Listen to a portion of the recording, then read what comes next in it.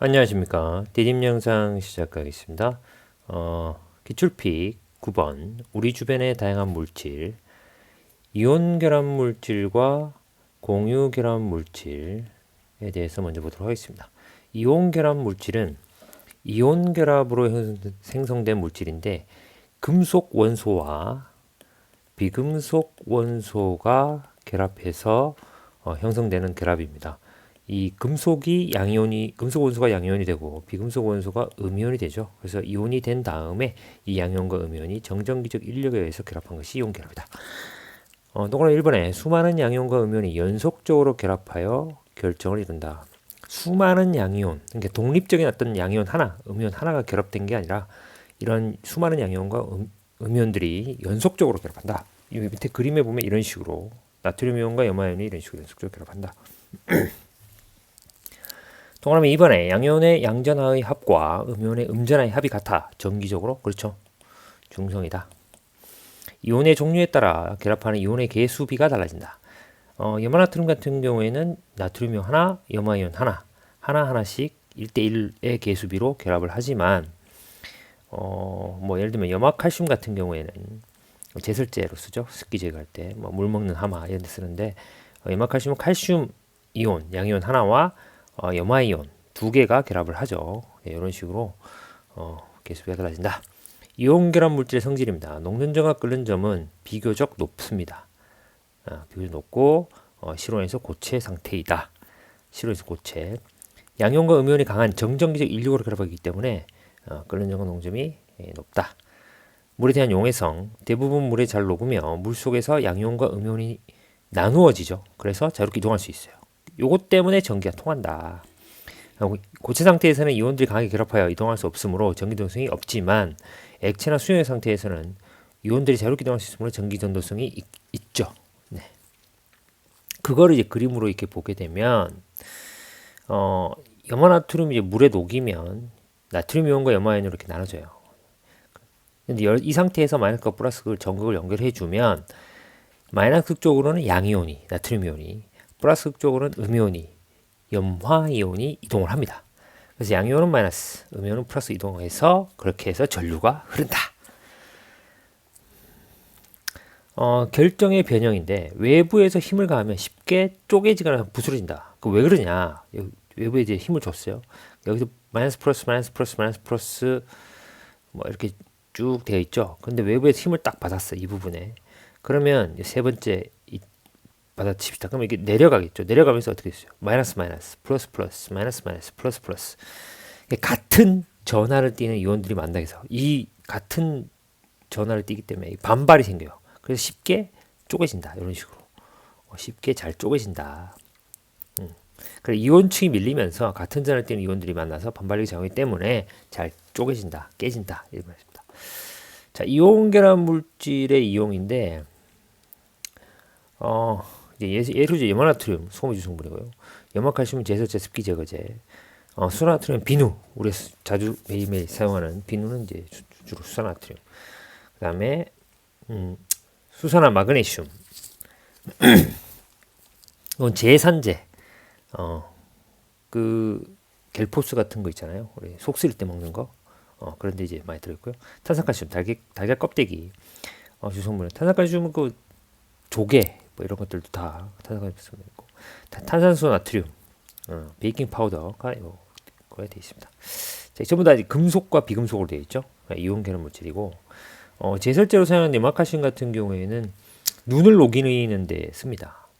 근데 이게 그 섞이면 어느 점이 내려가요. 그러니까 물은 0도씨에서 얼지만 0도씨 이하에서 얼지만 0도가 되면 이제 이게 어느 점이잖아요. 물은 얼는데 그 어느 점이 더 내려가.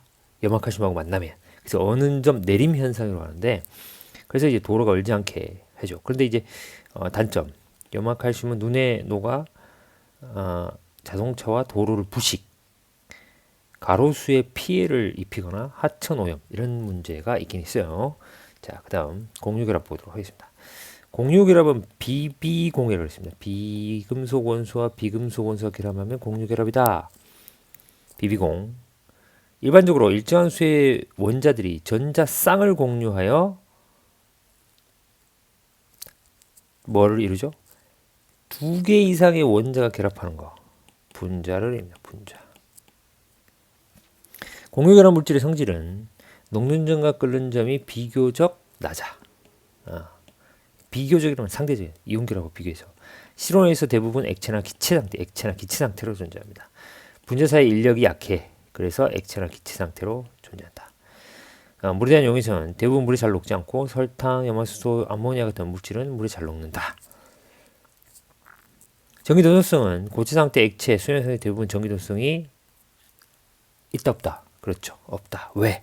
이온이 전하를 띠는 입자. 전하를 띠는 입자가 이온입니다. 전하를 띠는 이는 입자가 이온입니다. 이온이 존재하지 않죠. 물에 나와도 분자에서 존재하는 경우. 예외도 있어요. 염화수소 같은 경우에 암모니아 이런 것들은 예외적으로 공유결합 물질이지만 물에 나와서 이온을 형성합니다. 여기 전기도수 있는 공유결합 물질도 있어요. 예외적으로 흑연, 연필심으로 많이 쓰는 거죠. 흑연은 이제 고체 상태에서 자유롭게 이동하는 전자, 자유전자라고 합니다. 자유전자 이런 것이 있어가지고 전기도수는 있어요. 그러니까 염화수소, 암모니아 같은 같이 물에 녹아 이온을 생성하는 물질은 수용에서 전기전도성이 있다. 이건 예외적으로 염화수소, 암모니아 같은 건 예외적으로 알면 되겠습니다. 자, 그다음 공유결합 물질의 이용입니다. 에탄올, 뷰테인 이게 옛날에는 이제 부탄이라고 했어요. 부탄이었는데 이게 이름이 뷰테인으로 바뀌었고 메테인도 옛날에는 메탄이라고 했습니다. 근데 지금 이름이 바뀌었죠. 설탕은 이렇게 됐고 탄소가 12개 되죠. 수소 22개, 산소 11, 아스피린 이렇습니다. 이런 식으로 쓰인다. 자, 그다음 소금, 설탕, 포도당, 염화구리의 전기도수성. 자, 고체 상태. 소금, 설탕, 포도당, 염화구리 고체 상태. 전기도수 전부 다 없어요. 전기 안 통한다. 그러나 수용액을 녹였어. 수용액 상태. 녹였어. 그랬더니 전기 통하는 거는 뭐만? 소금이랑 염화구리만. 이 전기 수용에서 전기수 있죠. 이건 없어. 그쵸? 소금하고 염화구리는 이온결합 물질이고 설탕하고 포도당은 공유결합 물질이죠. 이온결합 물질은 고체 상태는 전기성이 없지만 수용 상태는 전기성이 있고 공유결합 물질은 전기성이 없다. 잘 기억하시고 그 다음에 지구 시스템과 생명 시스템을 구성하는 물질이 여기 나와 있는데 우리 다음 시간에 배울 겁니다. 규산염 광물. 규소와 산소가 만나서 형성된 광물입니다. 광물이라고 하면 원자들이 모여가지고 형성되는데 이 광물이 모여서 암석이 되고 암석이 모이면 이제 지각이 되는 거죠. 규산이온 SiO4 4-. 규소와 산소. 규소 하나에 5포니까 규소 하나에 산소 4개가 결합되어 있는데 이 전체 전하가 4-예요. 4-. 그래서 이 전체가 음효를 띈다 그러죠. 그래서 음전하를 띠기 때문에 양이온이 결합하기 좋아. 그래서 규산 이온에 다른 양이온, 양이온 되는 건 다 금속 결합하면서 굉장히 다양한 그런 물질들을 그 광물을 만든다 이거죠. 그래서 다른 규산 이온과 산소를 공유하여 결합하는 물질이다. 그래서 규소와 산소가 공유 결합한다. 규소와 산소는 공유 결합이다. 나중에 또 할 겁니다. 지각을 구성한다. 지수는 대개 78%, 대개 21% 산소죠, 산소 O2, 광합성 생수 때문에 생명호흡이 된다. 이게 99%. 이 공유결합 물질이잖아요. 물, 산화물이 70%. 이게 공유결합 물질이죠. 이산화탄소, 공유결합 물질이죠. 다 비비공. 이렇게 된다. 자, 이번 시간에는 이온결합 물질과 공유결합 물질에 대해서 봤습니다. 자, 오늘은 여기까지 하겠습니다. 수고했습니다.